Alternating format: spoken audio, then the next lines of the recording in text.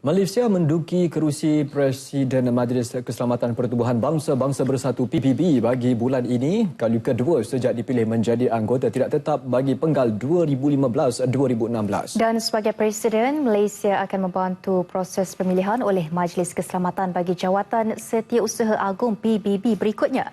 Ban Ki-moon menamatkan tugas akhir tahun ini. Hanim Muhili melaporkan dari New York. Buat pertama kali dalam sejarah, calon yang bertanding untuk merebut Jawatan Setiausaha Agung PBB perlu menjalani sesi soal jawab bersama perwakilan negara-negara anggota badan dunia itu. Perubahan yang dilakukan menjadikan proses pemilihan jawatan berkenaan lebih terperinci dan meluas. Jawatan tersebut bakal dikosongkan pada 31 Disember ini selepas Ban Ki-moon melepaskan tugas itu yang disandangnya selama 2 penggal, iaitu 5 tahun bagi setiap penggal sejak 1 Januari 2007. Calon yang merebut jawatan diplomat tertinggi dunia itu perlu menjawab kira-kira 800 soalan yang diajukan sekaligus mengubah cara pemilihan yang dilakukan secara rahsia sejak 70 tahun lalu.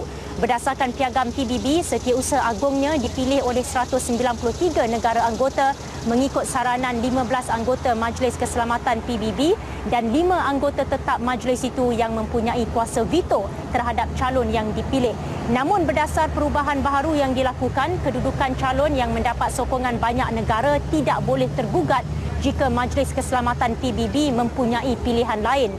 Pungutan suara pertama atau undian tidak rasmi diadakan secara tertutup bulan lepas sebelum pemilihan baharu diadakan pada Oktober ini. Minggu lepas, Ban Ki-moon berkata secara peribadi beliau mahu melihat wanita mengetuai badan dunia itu buat pertama kali sejak ditubuhkan pada 1945.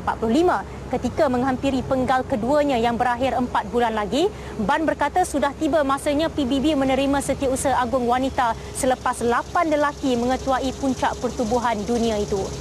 Buat masa ini, 11 calon bertanding untuk menggantikan Ban, 5 daripada mereka adalah wanita. Namun beliau menegaskan keputusan bukan di tangannya, sebaliknya bergantung kepada 15 negara anggota Majlis Keselamatan yang perlu mencadangkan calon kepada Perhimpunan Agung untuk kelulusan.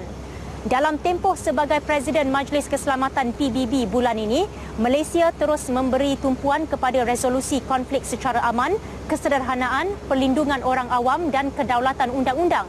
Rabu ini di PBB New York, debat terbuka peringkat menteri bagi mencegah percambahan senjata pemusnah besar-besaran WMD akan diketuai Timbalan Perdana Menteri Datuk Seri Dr. Ahmad Zahid Hamidi dengan tumpuan khusus kepada negara bukan anggota.